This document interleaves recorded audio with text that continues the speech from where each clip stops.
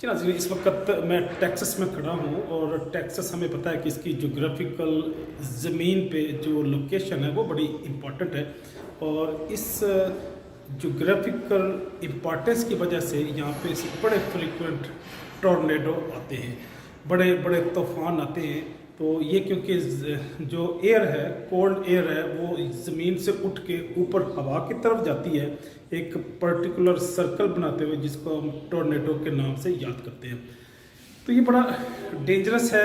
आपको जगह जगह पे इस तरह के टॉर्नेडो शेल्टर भी नज़र आएंगे। आप जब अगर ट्रैवल करें तो ट्रैवल करते हुए आपको टूरिस्ट इंफॉर्मेशन के साथ, आपको वेलकम सेंटर के साथ, पर्टिकुलरली इसमें टेक्सास में आपको टॉर्नेडो शेल्टर भी नज़र आएंगे।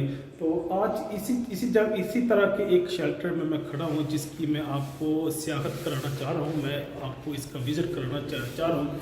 जब लोग यहाँ पे एंटर होते हैं, यहाँ पर उन्होंने इंफॉर्मेशन भी दी हुई है कि हम इस टॉर्नेडो की स्ट्रेंथ को किस यूनिट के तहत किस तरह से हम इसको क्लासीफाई करते हैं। क्लासीफाई नहीं बल्कि इसके यूनिट या इसकी स्ट्रेंथ या इसकी इंटेंसिटी को किस तरह से मेजर करते हैं, वो भी इन्होंने यहाँ पे दिए हैं। तो जब आप अंदर आते हैं तो आप इसको दरवाजे को बंद करके इसको लॉक कर देते हैं। तो ये छोटा सा कमरा है, इस कमरे के अंदर लोग आ जाते हैं। अगर पूरी बिल्डिंग ब्लो भी कर जाए तो ये क्योंकि स्ट्रांग रूम है, इस स्ट्रांग रूम के अंदर लोग स्टे करते हैं और वो सर्वाइव कर जाते हैं। तो इसी तरह का ये एक स्ट्रांग रूम है जहाँ पे मैं खड़ा हूँ। मेरे पीछे आपको पूरी बिल्डिंग नज़र आ रही है। तो उस पूरी बिल्डिंग में लोग जब आते हैं तो आते हुए इस टॉर्नेडो शेल्टर में चले जाते हैं।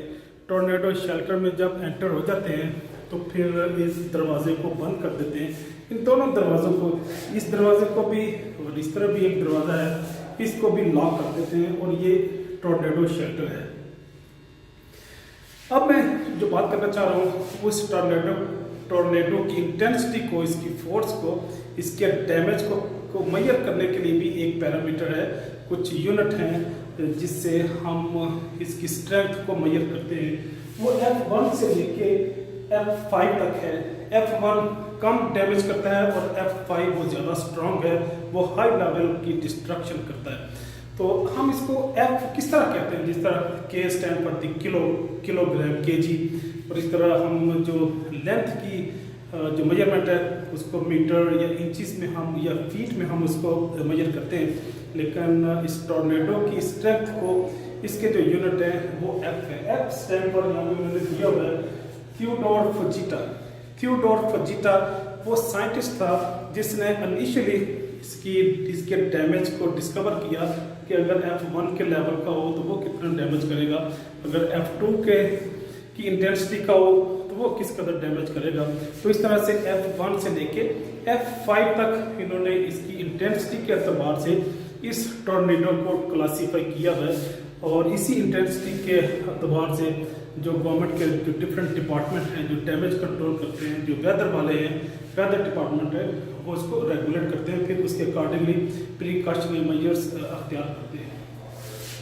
यहाँ पे इन्होंने इसकी डायग्राम भी दी हुई है कि कौन सा टॉर्नेडो सबसे ज़्यादा स्ट्रांग है, जो सबसे ज़्यादा डिस्ट्रक्शन करता है, और कौन सा जो मिनिमम लेवल पे डिस्ट्रक्शन कर सकता है। जो ये है, जो ब्लैक कलर का एक छोटा सा होल नीचे आता है और सारी चीज़ें उठा के ऊपर की तरफ ले जाता है, ये सबसे ज़्यादा स्ट्रांग है। और इसकी जो स्केल है, इसकी जो यूनिट है, जो इसकी मेजरमेंट है वो F5 तक जाती है। F5 इसकी मैक्सिमम लेवल है, मैक्सिमम डिस्ट्रक्शन है जो ये कोई भी टॉर्नेडो किसी भी इलाके में कर सकता है।